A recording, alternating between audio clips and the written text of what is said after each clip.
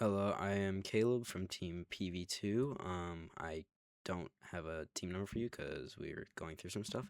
Anyways, today I'm going to be teaching you guys how to make some different lift types and explaining what they do.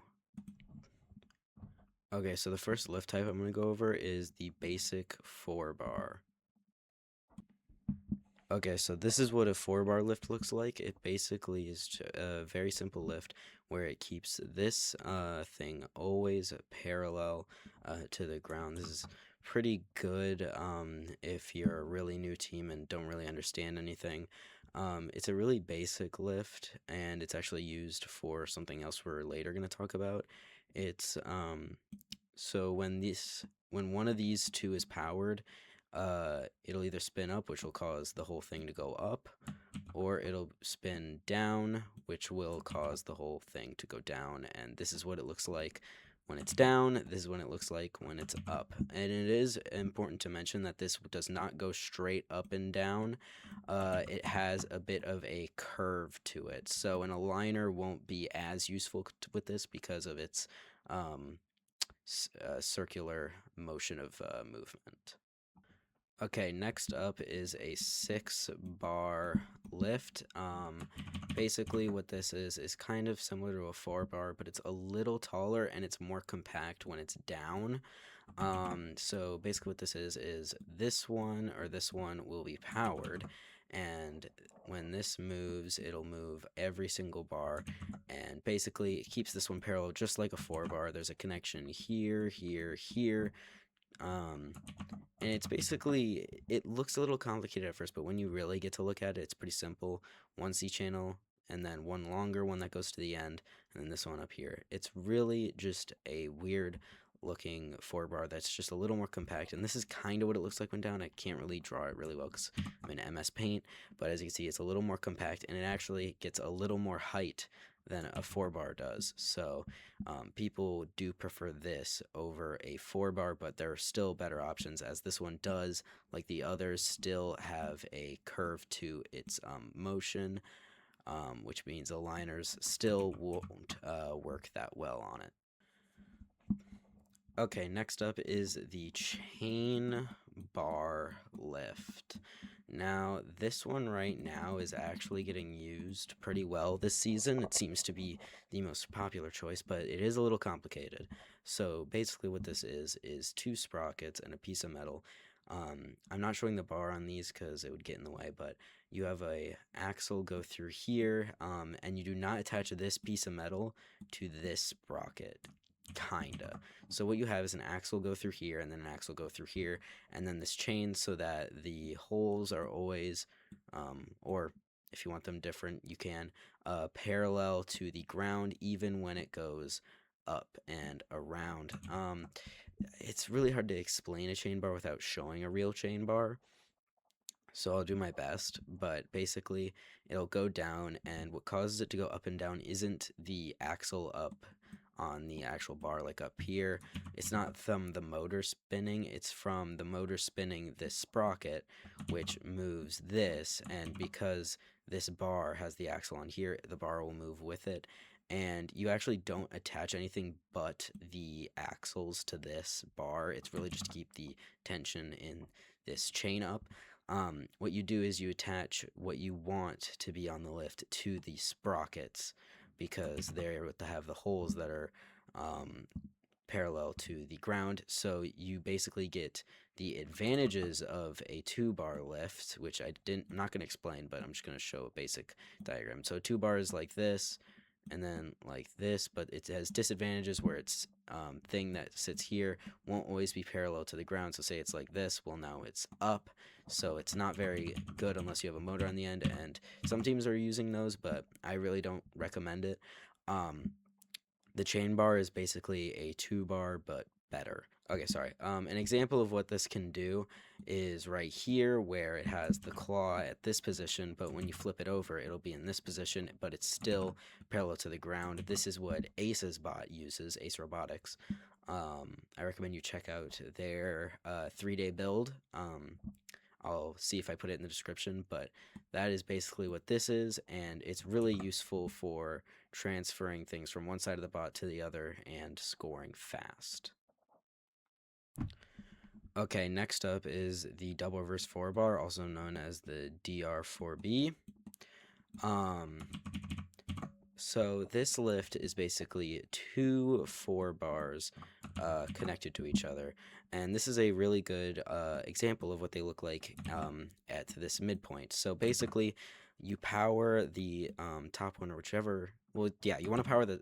It doesn't matter, but I would power the top one at least, but it doesn't really matter.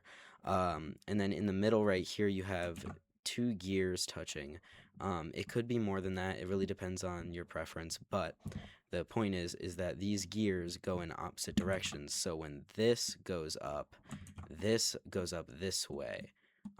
It's kind of hard to explain, and there are better tutorials. I'll link full-on to reverse 4-bar tutorials in the description, but this is a basic showing of what a reverse 4-bar is. There's also a reverse 6-bar, but that's basically, instead here you have a 6-bar instead of a 4-bar, so it's about the same except a 6-bar up here.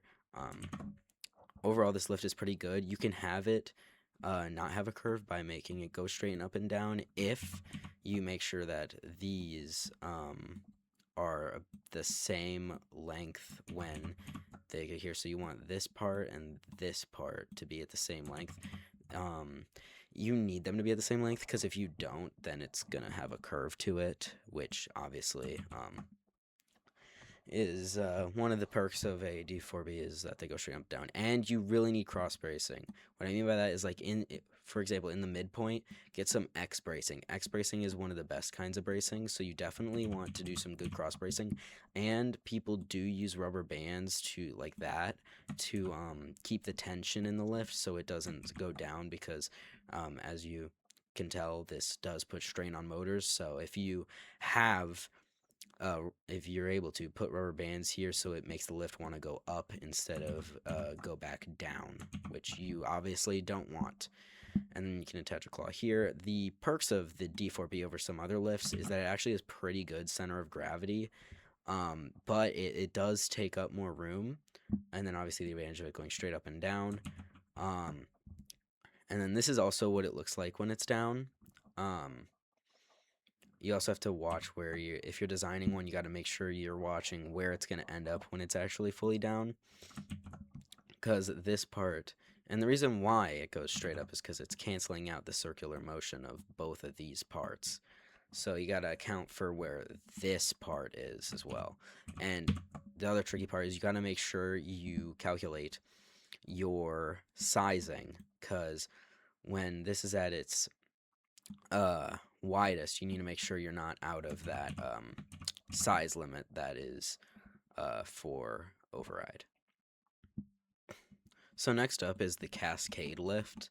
I actually did a video about this lift really recently, so I'm going to link that one in the description, and I'm just going to kind of gloss over this one here today because I already made a diagram like I'm doing here and everything in that video. But basically what a Cascade is it's where you have a string or a chain. I don't know how to do the chain one, so I'll also link one with chain in the description.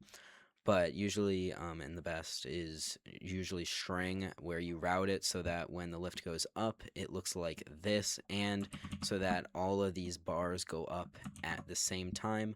And this is not to be confused with a continuous lift, which is what I will talk about next. Yeah. Okay, so next is the continuous lift. So this lift is a bit different from the Cascade. It's a little easier to make, but it's not as rigid. It's got some problems with jamming compared to the Cascade. So the Cascade is overall better. This one's more prone to jamming, and but it is easier to build. So it's basically where one string continuously goes into each part instead of the Cascade, which connects to the parts themselves. This goes and routes over and under all the parts. What this allows you to do is, yes, have another vertical style lift like this, but it also makes it so that each bar individually goes up instead of like the Cascade where these all go up at the same time. The continuous lift doesn't have too many. It doesn't really have things over the Cascade, really.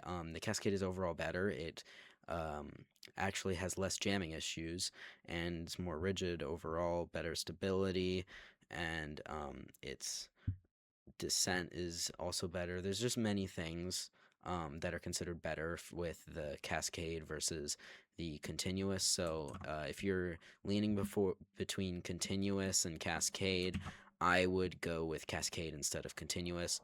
But if you don't feel like learning the Cascade, I guess continuous does work. But I do recommend you do Cascade instead of continuous. And yeah, that is a general look at the different kinds of lifts. My team is doing a Cascade lift, but I do know other teams are doing a DR4Bs. Because both are good overall, they have their pros and cons. But in the end, it is your decision to pick what you want to go with.